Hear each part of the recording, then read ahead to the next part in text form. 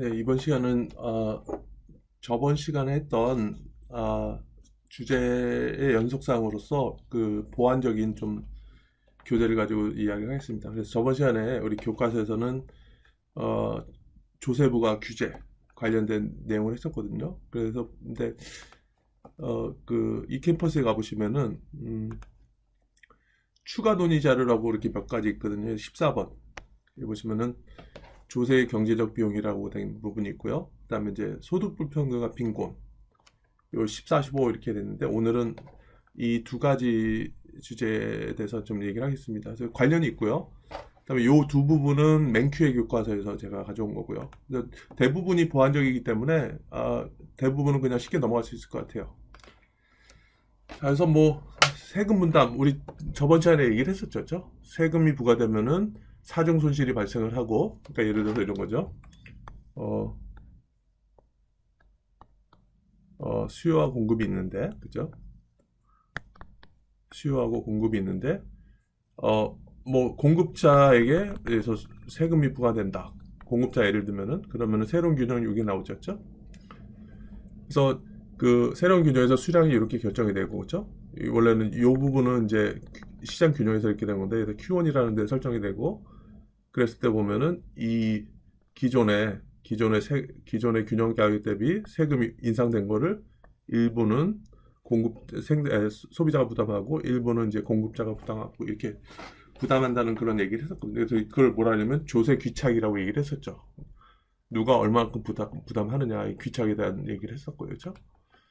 그래서 뭐 그 저번에 했던 시간 그대로입니다. 그래서 요만큼 이제 세금이 부과됐을 때, 그렇죠? 그래서 기존에 균형됐을 때 누가 부담하느냐 그러면은 요쪽은 원래 있었을 때 소비자 부분이 있으니까 소비자가 이만큼 부담하고 요 밑에 부분은 이제 공급자가 생산자가 부담한다 이렇게 됐던 얘기였었거든요. 그래서 여러분들 쭉 이렇게 보시다 보면은 세금이 이만큼 부과되면은 총 조세 수입은 어떻게 되죠? 요만큼, 그죠? 가격이 이렇게 돼 있었고, 그 다음에 수량이 이렇게 있으니까, 그죠? 그 단위당 세금에다가 수량을 곱하면은 이게 조세 수입이 되는 거죠, 그죠? 그 다음에 요 부분은 뭐라 했죠? 그러니까 구입자가 내는 가격이 여기니까 요 위에 부분은 소비자 잉여, 그죠? 그 다음에 요 밑에 있는 부분은 생산자 잉여죠. 그런데 균형 대비 잃어버리는 게 요만큼 잃어버린다 그랬죠. 이런 거를 사정순실이라고 얘기를 했었죠. 그래서 어쨌든 간에 세금이 부과되면은 균형일 때보다 그냥 그러니까 시장 균형일 때는 여기까지 오잖아요. 그죠? A라는 점까지. 그래서 손실이 발생을 하죠. 사정 손실도 발생하고 있죠. 그래서 그런 걸 좀 얘기를 했던 거죠. 그래서 세금이 후생에 미치는 영향 이렇게 되다 보면은 원래는 그냥 세금이 없었을 때는 소비자 잉여는 어떻게 되죠? 컨슈머 서플러스 요죠. 균형이 여기였으니까 소비자 잉여는 A, B, C에 해당되는 거였죠. A 플러스 B 플러스 C에 해당되는 거죠. 생산자 잉여는 뭐였죠? 생산자 잉여는 뭐냐면은 요 라인까지는 요 공급곡선 요 균형점에 이르는 요 라인까지는 뭐냐면은 자기네들은 이 공급곡선산의 가격으로 팔 의향이 있는데 시장 가격이 P1으로 주어지니까 땡큐라 그랬죠. 그래서 그 생산자 잉여 부분은 어떻게 되냐면은 D, E, F 부분이었죠. 그렇죠. 근데 만약에 여기서 세금을 요만큼 부과하면 어떻게 되죠? 세금을 요만큼 부과해버리면은 소비자 부분에서는 그러니까 세금이 있을 경우에는 소비자 잉여 부분은 소비자가 내는 금액은 요거 이렇게 되니까 A가 되죠. 그 다음에 생산자가 내는 가격은 PS, 그죠? 받는 가격은 이렇게 되니까 그 밑에 있는 거 생산자 잉여 부분은 F가 되고, 그죠? 그 다음에 조세 수입은 요만큼, 그죠? 그러니까 뭐 다른 점을 할게요. 뭐 Q랑 R이라고 할게요. 그래서 QR의 거래에 해당되는 그것이 단위당 조세이기 때문에 요거 곱하기 그 다음에 수량 이렇게 해보면은 B 플러스 D, 그죠? B 플러스 D에 해당되는 면적이 조세 수입이 되는 거죠. 자, 그러면은 세금이 있었을 경우에 총 후생의 합은 어떻게 되죠? 총생의 합은 뭐냐면은 소비자잉여 플러스 생산자잉여 플러스 조세 수익. 그러면 전체 어떻게 되죠? A 플러스 B 플러스 D 플러스 F가 되죠. A, B, D, F. 근데 세금이 없었을 때 일단 A, B, C, D, E, F잖아요. 그렇죠? 그럼 뭐가 없어진 거죠? 그러니까 세금 부과함에 대해서 C, E 부분이 없어지는 거죠. 이런 것이 사중순실이라고 얘기를 했었잖아요. 그렇죠? 그래서 쭉 보면은 뭐 C가 총잉여 감소분으로 세금 부과에 따른 경제적 순소실이다. 그래서 이렇게 얘기한 부분은 저번 시간에 얘기했던 부분이랑 거의 동일하죠. 그렇죠? 그래서 뭐 경제적 순손실 뭐 또는 우리가 뭐라 그랬냐면 사중 손실이라고도 얘기했었죠. 그렇죠? 손실. 영어로는 똑같이 deadweight loss라고 얘기를 했던 거죠. 그래서 뭐 세금 부과는 경제제도 유인구조를 바꾸고 시장의 자원을 비효율적으로 배분하게 만든다. 사중 손실이 발생하니까 효율적인 건 뭐였죠? 파이를 키우는 거죠. 그 파이가 줄어드는 거죠. 그러니까 이게 비효율적이 된다 이렇게 얘기를 했던 거고요. 그렇죠? 그래서 뭐 지금까지 얘기했던 거는 여러분들 쭉 읽어보시면은 저번 시간에 연장선을 따라서 여러분들이 이해를 할 수 있을 것 같고요. 그렇죠? 계속 그런 얘기를 했었죠. 순손실. 크기. 그래서 뭐 순손실의 크기는 수요 공급의 탄력성에 의해서 결정된다. 자, 요 부분이 좀 새로운 얘기인데요. 이 얘기 잠깐만요. 이 얘기는 제가 그림으로 한번 보여드릴게요.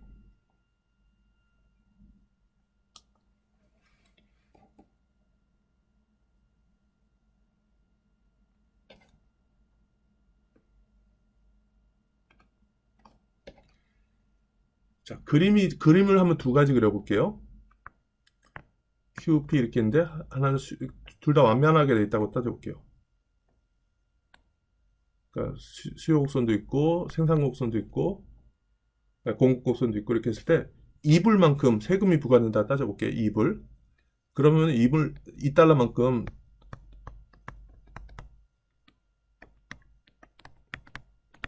그림으로 따져보면요. 여기서 이제 조금 왼쪽으로 가는 거리의 높이거든요.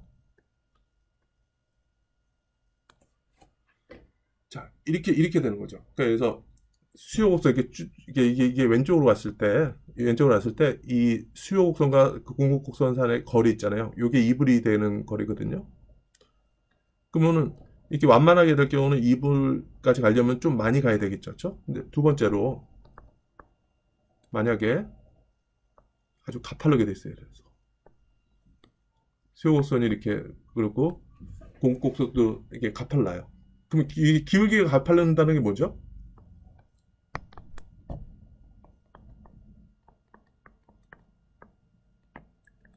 가파르다. 응? 이 기울기가 뭘 나타내는 거죠? 이 기울기는 뭐냐면은 Q가 변했을 때 P가 얼마나 변하냐 이거였죠. 그래서 이거 뭐냐면은 요거였죠. 근데 탄력도는 어떻게 됐었죠? 탄력도? 우리가 탄력도는 어떻게 되냐면은 가격 변화율분의 수량 변화율이었죠. 요거를 하면 어떻게 되냐면은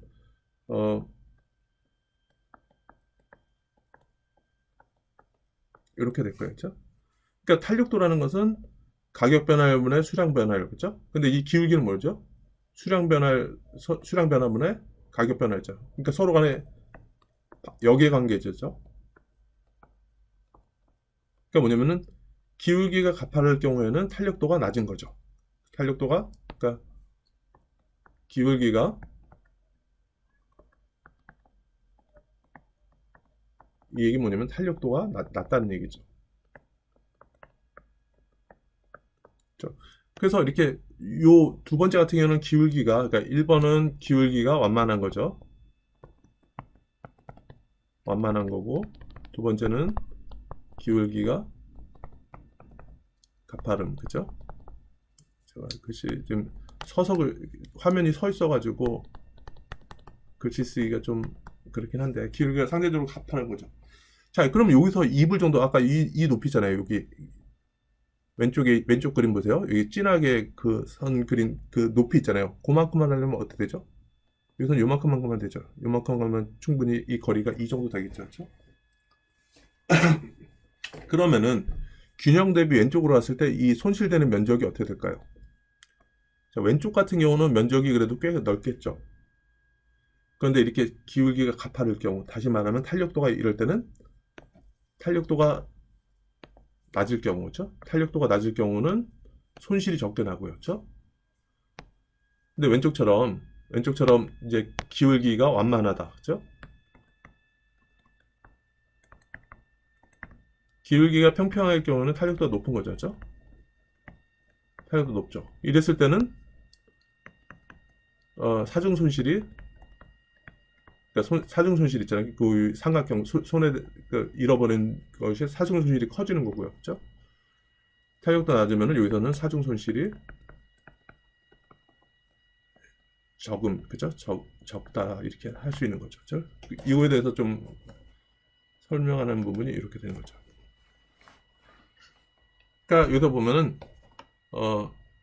탄력성과 경제적 순손실의 크기, 사중 손실, 예를 들어서 이런 거죠. 균형이 있는데 세금을 부과했을 때, 그죠? 세금을 부과했을 때 잃어버리는 이 부분, 그죠? 여기서는 이제 경제적 총 손실이라고 얘기했었는데 순손실 같은 경우는 어떻게 된다 그랬죠? 기울기가 가파르면 잠시만요. 기울기가 가파르면 손실이 적고 기울기가 완만하면 손실이 커진다 이렇게 했었죠. 그러니까 기울기가 가파른 거는 뭐냐면은 탄력도가 낮으면은 손실이 적고 탄력도가 높으면은 손실이 크다, 그죠? 그래서 탄력도가 클수록 더 많이 감소해서 손실이 커진다 이 얘기 되는 거죠, 그렇죠? 그래서 그림으로 이렇게 보시는 거죠. 그래서 왼쪽에 있는 거랑 오른쪽에 있는 거랑 이 수요 곡선과 공급곳에 만나는 이 차이 있잖아요. 이 세금의 금액이 동일해요.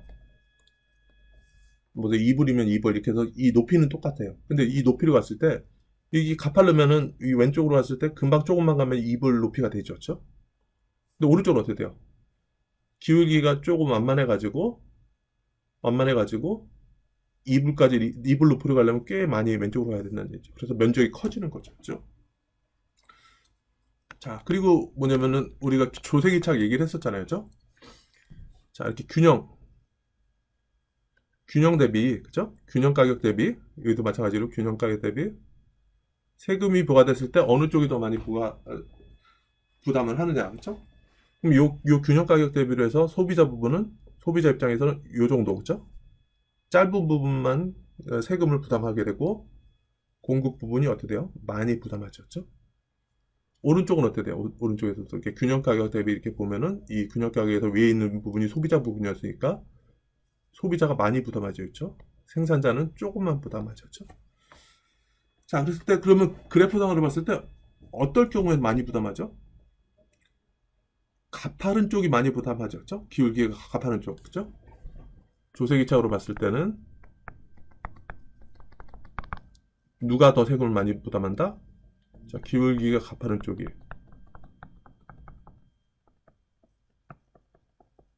자, 이거 다시 말하면 어떻게 된다 했죠? 기울기하고 탄력도는 역의 방향이죠, 그렇죠? 그러니까 기울기가 가파르다는 얘기는 탄력도가 낮은 부분이죠. 낮은 쪽이 더 부담한다, 그렇죠? 세금을 더 부담한다, 그렇죠? 그렇게 보시는 거죠, 그렇죠? 자, 그래서 지금 계속 이렇게 그 얘기를 했었던 거고요. 그다음에 여기서 봤을 때 세금이 증가할수록 경제적 순손실은 점차 증가하다. 그러니까 뭐냐면은 이렇게 해서 이 균형 대비 왼쪽으로 갈수록 이 잃어버린 삼각형이 더 커지는 거죠, 그렇죠? 그래서 경제적 순손실의 증가 속도는 세금의 증가 속도를 능가한다 이렇게 돼 있고요. 그다음에 조세 수입은 처음에는 증가하지만은 세금이 지나치게 높아지면은 조세 수입이 감소한다. 이걸 레포곡선이라고 그러거든요. 레포곡선. 그래서 어떤 식으로 되는지 그림으로 한번 보겠습니다. 자, 이렇게 보세요. 그러니까 균형에서 시작해서 Q1이라는 균형에서 시작해서 세금을 넣을수록 이제 왼쪽으로 가는 거죠, 그렇죠? 그래서 처음에는 뭐냐면 여기서 이 첫 번째 같은 경우는 뭐 1원을 부과하는 거죠, 1원. 그렇죠? 그러면은 요 수요곡선과 공급곡선의 그 차이, 요 길이만큼 1만큼 되는 쪽 하면은 순손실은 요렇게 삼각형이 하나 되겠죠. 그렇죠? 근데 만약에 2원이라고 한번 따져볼게요. 2원. 그래서 이 왼쪽으로부터 됐을 때 수요곡선과 공급곡선의 이 차이, 길이, 높이 차이가 2원이 됐어요. 자, 그랬을 때 조세 수입은 이렇게 되는 거죠. 그렇죠? 1원일 때는 조세 수입이 이렇게 되는 거고, 그렇죠? 자, 그러면 봤을 때 1하고 2를 봤을 때 면적이 어떤 것 같아요? 그렇죠?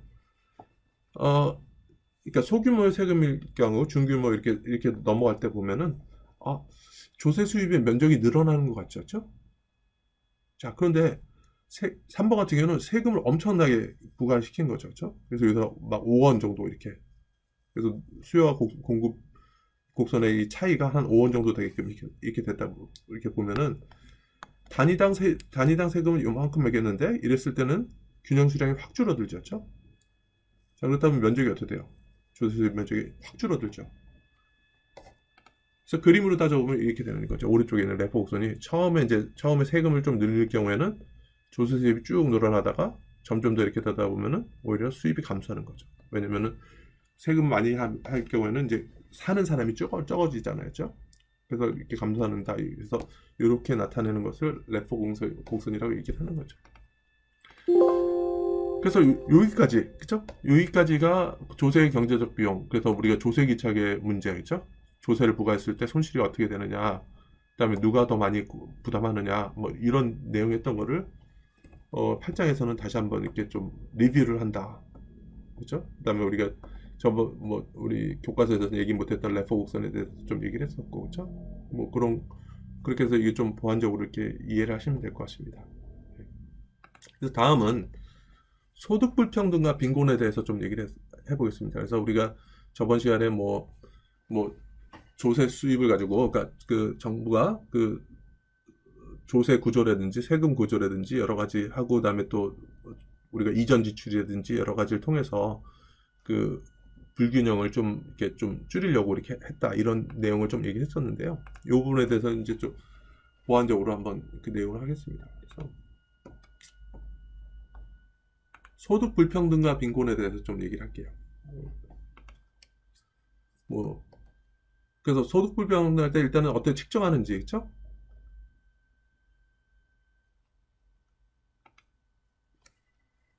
그래서 소득 분배 같은 경우는 그러니까 소득 분배는 한 경제의 모든 가구를 연간 소득 기준으로 정렬할 수 있죠. 그러니까 이게 5분위수, 10분위수 이렇게 계속 나올 수가 있는데, 이거 뭐냐면 분위수라는 것은 그냥 소득 순으로 나눈 거죠. 10분위수는 10개 부류로 나누고 5분위수는 5개 부류로 이렇게 하는 거죠. 그래서 여기서는 5분위수 얘기하는 거죠.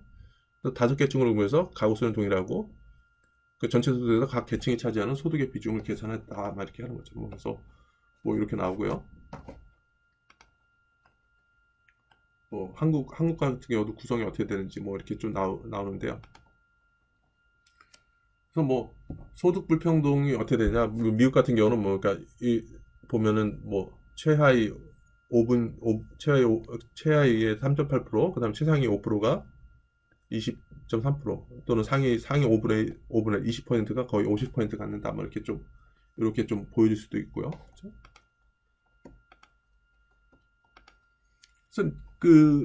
그래서 우리가 그 저번 시간에 우리 교과서에서는 그 소득 불평등을 측정하는 방식으로 지니계수에 대해서 좀 우리가 파워포인트에 있었고요. 그렇죠? 그다음에 빈곤율이라는 것도 있었죠. 그렇죠? 그래서 빈곤율에 대해서도 저번 시간에 제가 개략적으로 좀 얘기를 했었는데, 이게 이제 이 절대적 빈곤율이 있고 절대 빈곤율이 있고 상대 빈곤율이 있다 했죠. 그래서 요거를 좀 여기서는 좀 상세하게 좀 얘기를 하거든요. 그래서 그 빈곤율이라는 것은 가계소득이 빈곤선에 못 미치는 가정들이 총인구에서 차지하는 비율, 그렇죠?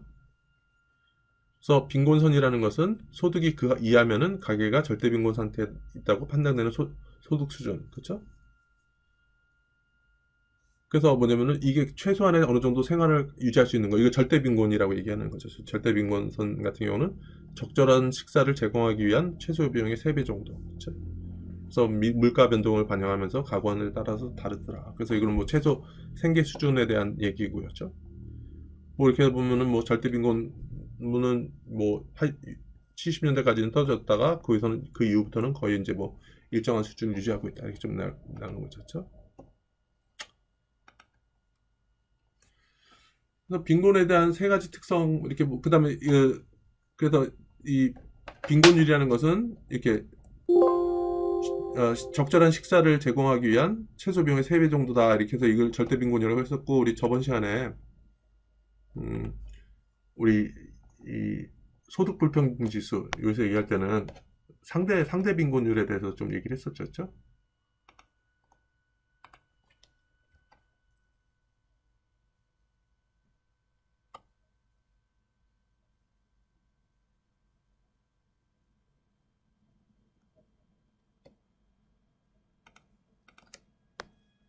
그래서 여기서는 이제 뭐 여러 가지 했었지만 상대적 빈곤율이라는 것은 중위소득을 기준으로, 그래서 중간에 있는 사람, 그렇죠? 중간 소득을 기준으로 이렇게 그러니까 아주 이렇게 소득을 이렇게 좀 소득 순으로 쭉 나열했을 때 이 중간에 있는, 그렇죠? 이런 거를 중위소득이라고 하거든요. 그러니까 이 중위소득의 반에 해당되는 거죠. 중간에 사람이 올리는 소득을 기준으로 중위소득의 절반 이하로 소득을 올리는 사람. 그래서 여기가 이제 중위소득이라고 얘기하는데, 소득 기준으로 가운데의 반 정도 이하인 사람을 이제 상대적 빈곤이라고 얘기를 했던 거고요. 그렇죠? 그래서는 이제 절대적 빈곤이라는 것은 그래도 삼시세끼겠죠? 먹을 거에 한 3배 정도, 그렇죠? 그 정도를 이제 절대적 빈곤이라고 얘기를 했던 거고요. 그렇죠? 그래서 뭐 미국의 사례이긴 하지만은 빈곤은 인종과 상관관계가 있다. 그렇죠? 미국 같은 경우는 그다음에 연령과도 상관이 있다. 그다음에 가족 구성과 상관관계가 있다. 뭐 이렇게 되는 거죠. 여기 한번 보시죠. 그래서 전체 인구의 빈곤율은 한 15% 되는데, 미국 같은 경우는 이제 백인 같은 경우는 9.8%, 흑인 같은 경우 27%, 그렇죠? 그다음에 히스패닉 같은 경우는 25%, 상당히 높죠. 그렇죠? 아시아는 좀 그거보다는 낮게 12% 정도 이렇게 되고요. 그다음에 연령에 따라서, 그렇죠? 어린이는 21%, 그렇죠? 노인은 8.7%, 부부가 있는 가정은 6.2%, 배우자 없는 여성 가정은 31.2%. 그렇죠? 여기서 보면은 이제 노인 같은 경우는 미국 같은 경우는 이렇게 높은 편은 아니죠. 그렇죠? 왜냐면 미국 같은 경우는 예전부터 그 연금이 되게 잘 돼 있거든요. 근데 우리나라 같은 경우는 뭐 요즘에야 이렇게 연금하는 사람도 있지만 아직도 연금의 혜택을 못 받는 노인들이 상당히 많거든요. 그래서 이 노인 빈곤율이 우리나라 같은 경우도 좀 심각한 문제죠. 그렇죠? 그래서 불평등 정도의 측정의 문제점 같은 경우는 뭐냐면은, 그러니까 소득 수준을 쭉 나열시켰죠. 그래서 이렇게 해서 몇 분이서 하거나 막 이렇게 하지만은, 소득 분배가 자료와 빈곤율은 최소한 3가지 이유로 생활 수준의 불평등을 완전하게 나타내지 못한다. 이거 뭐냐면은 현물 보조가 있을 수도 있다는 얘기죠. 현물 보조라는 것은 이제 그 우리나라 같은 경우도 돈을 주는 게 아니라 돈과 유사한 거를 주는 게 있어요. 미국 같은 경우는 이제 푸드 스탬프라고 있거든요. 그 푸드 스탬프는 미국 같은 경우는 이게 뭐냐면은 현금처럼 쓸 수 있어요. 근데 완전한 현금이 아니에요. 그게 뭐냐면 저소득층에다가 어떤 바우처라고 쿠폰을 주죠.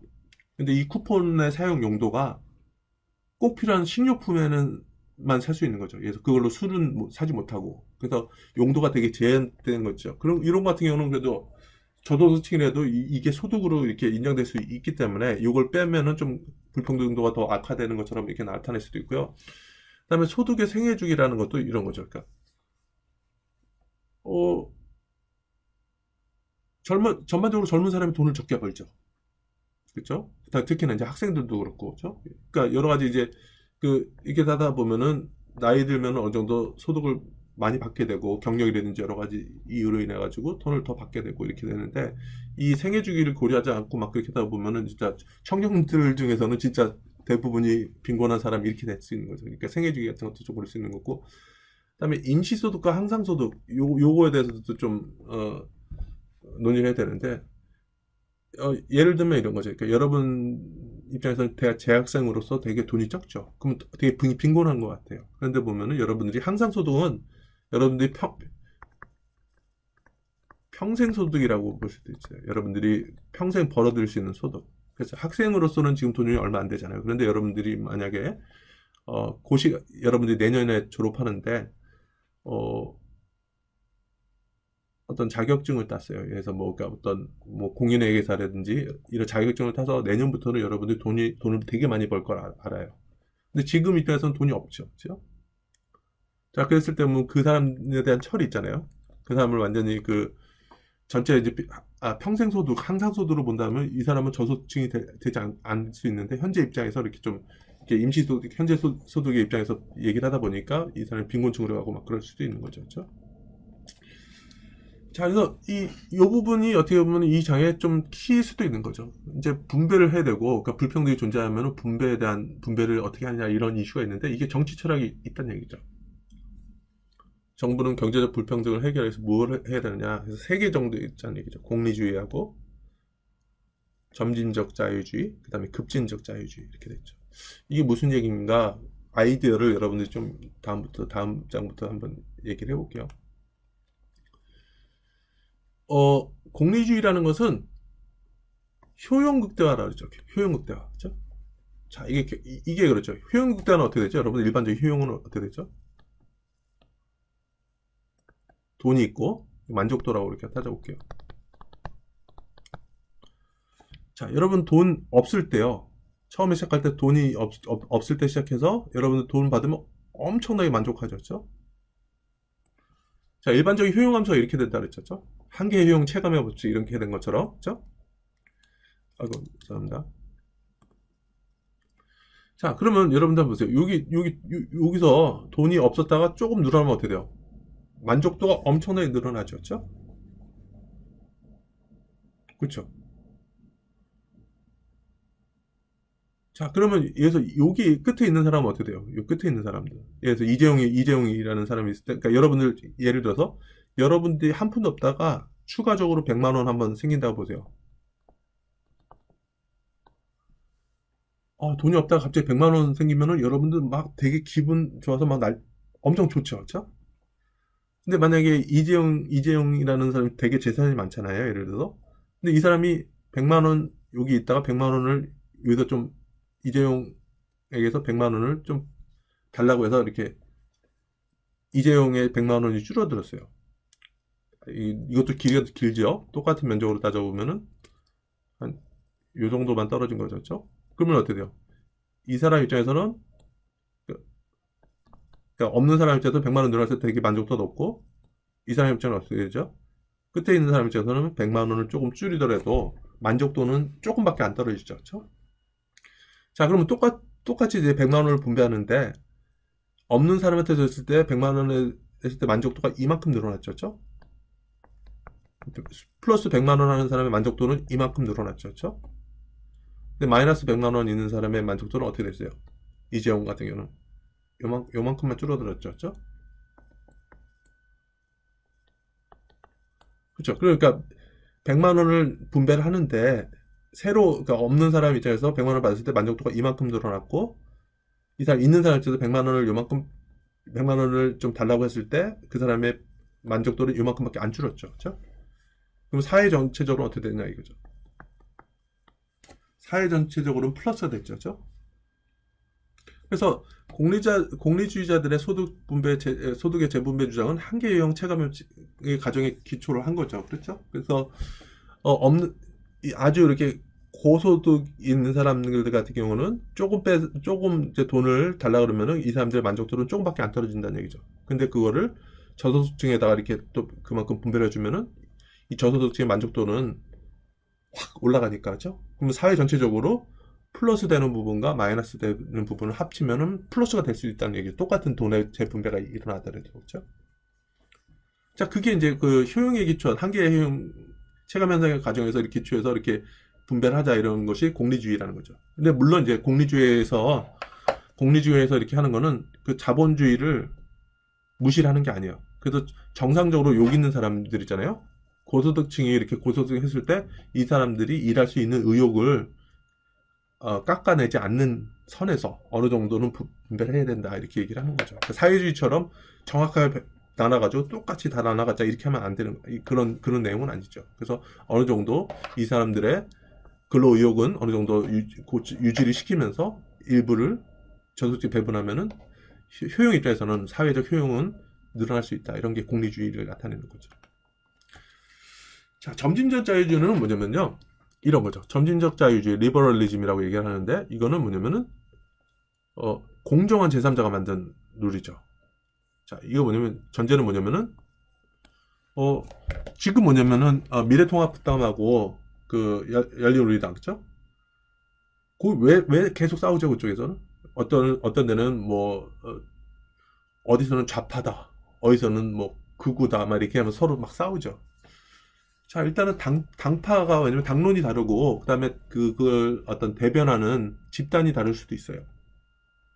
그러니까 뭐냐면 이미 어디에 집단에 소속이 되면은 그 집단에 기초한 생각을 할 수밖에 없는 거죠.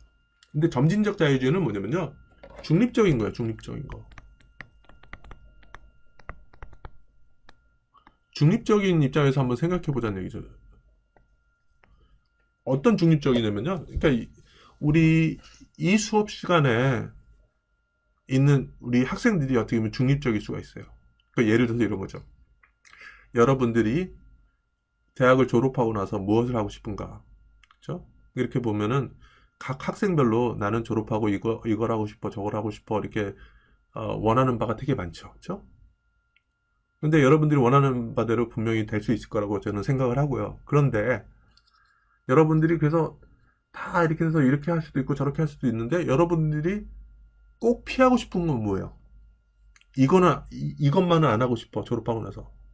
자, 이게 곰곰이 생각한다면 졸업하고 나서 직장을 못 잡고 그냥 이렇게 실업 상태로 있는 거는 정말 싫어. 자, 그럼 여기 있는 학생들은 그거는 다 공감하죠. 이것도 하고 싶고 저것도 하고 싶고 그러는데 만약에 내가 이렇게 했을 때 최악의 상황이 있잖아요. 그렇죠? 직장 못 잡고 이렇게 돈을 못 벌고 있는 상황. 그렇죠? 그거는 피하고 싶은 거죠. 그렇죠? 근데 만약에 그런 상황에 빠지게 된다 그러면은 그래도 어느 정도 정부가 지원을 해주는 거에 대해서는 우리 학생들이 지금 있는 학생으로서 다 공감을 할 수 있는 거죠. 그거죠. 이거 뭐냐면 정부는 무지에 배일되어 있는 공정한 제3자가 만든 것과 같은 공정한 정책을 선택해야 된다는 정치 철학이 되는 거죠. 자, 그랬을 때는 어떻게 해야 돼요? 우리 지금 얘기한 것처럼 여러분들은 그러니까 이미 여러분들 졸업하고 나서 어떤 그룹은 직장을 잡고 어떤 그룹은 직장을 못 잡고 이렇게 됐을 때 이미 그룹핑이 될 경우에는 서로 간에 또 갈등이 있어요. 이런 거죠. 직장을 잡은 사람 입장에서는 왜 우리가 지금 이래서 돈 벌고 있는 걸로 세금을 내 가지고 직장 못 잡은 사람을 이렇게 도와줘야 되느냐. 자, 이렇게 막 분명히 생각할 수 있단 말이죠. 직장을 가지고 있는 그룹들은. 그다음에 직장 없는 그룹은 어때요? 얘네들은 너무 많은 혜택을 누리시니까 이걸 해가지고 우리한테 좀 도움을 달라 이렇게 해서 그룹핑이 돼서 서로 이 집단 간에는 어떤 합의가 이루어질 수 없는 거죠. 그런데 지금 여러분들이 직장을 잡기 전의 입장에서는 여러분들 되게 미래 불안하고 그러잖아요. 그렇죠? 그러니까 다 좋게 될 거야 이렇게 하지만은 그래도 여러분들이 피하고 싶은 상황에 대해서는 현재 입장에서 여러분들이 다 공감을 한다는 얘기죠. 그래서 또 보면 이 공정할 수가 있는 거죠. 그렇죠? 그래서 이거는 점진적 자유주의라는 것은 맥스민이라고 그래요. 맥스민 기준. 그러니까 그러니까 제일 혜택 못 받는 사람의 혜택을 극대화시키는 거죠. 맥스민이요. 그죠? 정부가 사회 최빈민의 복지를 극대화해야 된다는 주장이죠. 그죠? 그러니까 여러분들이 이미 그룹에 소속되어 있지 않고 여러분들이 미래를 생각했을 때 이거는 정말 피하고 싶어. 이런 상황은 피하고 싶어. 그게 뭐냐면 어떻게 보면은 사회 최빈민 그 상황이잖아요. 그러니까 요의 복지를 극대화해야 된다는 주장이죠. 그래서 사회보호망이라는 것은 뭐 예를 들어서 재난의 위험에서 국민을 보호하기 위한 정부 정책 이런 거를 좀 사용할 수 있고요. 자, 그래서 요거는 이제 구분되죠. 공리주의 뭐냐? 한계 유형 체감의 법칙을 기초해가지고 이렇게 좀 여기서 떼가지고 이렇게 해보면 이 사람한테 주면은 저소득층에 주면은 사회 전체적으로 효용은 증가할 수 있다. 그렇죠? 그런 기준에 의해서 좀 분배를 하자 이렇게 되는 거고 점진적 자유주의는 뭐냐면은 우리가 중립적으로 봤을 때 우리가 꼭 피하고 싶은 상황, 그죠? 이게 뭐냐면 최빈민의 상황이죠. 그러니까 아주 최선은 먹고 살 수 있어야 될 거 아니냐, 이런 먹고 살 수 있게 만들어야 되지 않느냐. 이게 뭐냐면 최빈민을 복지를 극대화시키는 거죠. 그래서 어느 정도 여러분들이 피하고 싶은 상황은 피할 수 있도록 제도를 마련하는 것이 점진적 자유주의라고 얘기를 하는 거죠. 그러니까 마지막으로 봤을 때 급진적 자유주의는 뭐냐면요. 정부는 범죄를 처벌하고 계약의 준수를 강제해야 될 뿐 소득을 재분배해서는 안 된다는 정치 철학이죠. 상당히 강한 것 같죠? 여기서 봤을 때 보면은 왜 주냐? 그럴 필요 없다. 이렇게 하는 거니까 분배를 하지 말라. 이렇게 되는 것처럼 어떻게 보이죠? 급진적 자유주의는. 그렇죠? 자, 근데 뭐냐면 여기서는 급진적 자유주의자는 기회의 균등이 결과의 균등보다 중요하다고 생각한다. 이죠. 자, 근데 이것도 상당히 좀 무서운 얘기예요. 뭐냐면은 내가 제대로 일해서 돈 벌었으면은 분배를 나눠줄 필요 없어. 근데 만약에 정당하게 여러분들이 돈을 벌지 못했다면 그거에 대한 제재는 더 엄격하게 하는 거죠. 그렇죠?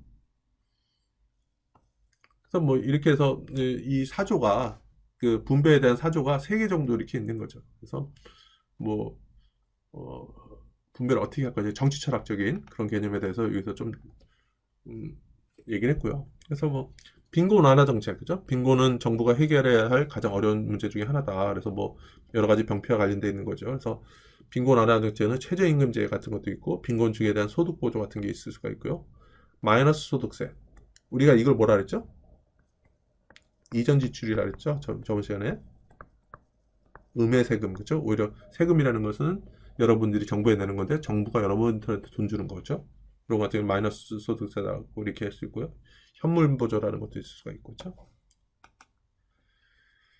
자, 그랬을 때 빈곤 대책과 근로인 보면 이제 이거 지원해 주는 것도 좋지만은 어느 정도 인센티브를 일할 수 있는 유인을 좀 끌어내야 되는 거죠, 그렇죠? 만약에 이렇게 이런 거에 대해서 적극적으로 이렇게 도와주다 보면은 근로의욕이라든지 구직의욕 같은 걸 상실할 수도 있는 거죠. 그다음에 이걸 지원할 때 보면은 고소득층에 대해서는 세율이 더 높아질 수밖에 없는 세금을 더 많이 받을 수 있는 거죠. 그렇죠? 그래서 이제 이거에 대한 대안 같은 경우는 이제 소득 증가에 따라서 보조금을 점진적으로 감소시키는 거고, 그다음에 근로연계 복지제도, 그렇죠? 그러니까 뭐냐면 일하지 않고 복지 혜택을 받는 것보다는 어느 정도 일을 함에 따라서 좀 인센티브를 줄 수 있도록 의무화할 수 있는 거고, 그다음에 정부 혜택 기간을 좀 제한시킬 수 있는 거죠. 그러니까 미국 같은 경우는 이제 노동경제학이라는 그 분야에서 이런 걸 많이 연구를 해요. 그래서 예를 들어 보죠. 예를 들어서 실직을 했다. 실직을 했다 그러면 예를 들어서 18개월 동안 돈을 준다고 한번 따져볼게요. 매달 100만 원. 자, 그러면은 어떤 사람이 실직을 했을 때 18개월 동안에 정부에서 매달 100만 원을 준다 그러면은 총 얼마를 받는 거죠? 매달 100만 원 받으니까 18개월이면 총 1,800만 원이 있죠. 자, 그래서 정부 입장에서 비용이 1,800만 원이 들어가는데 이걸 어떻게 나눠주는 게 좋을까? 어떻게 나눠줘야지 근로의욕을 고취시킬 수 있을까?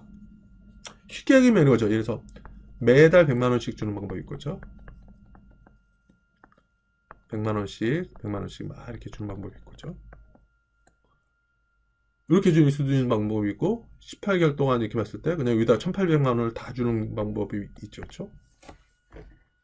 자, 첫 번째 케이스는 어떻게 될까요? 매달 100만 원씩 이렇게 나눠주면은 뭐 이런 식이가 있죠.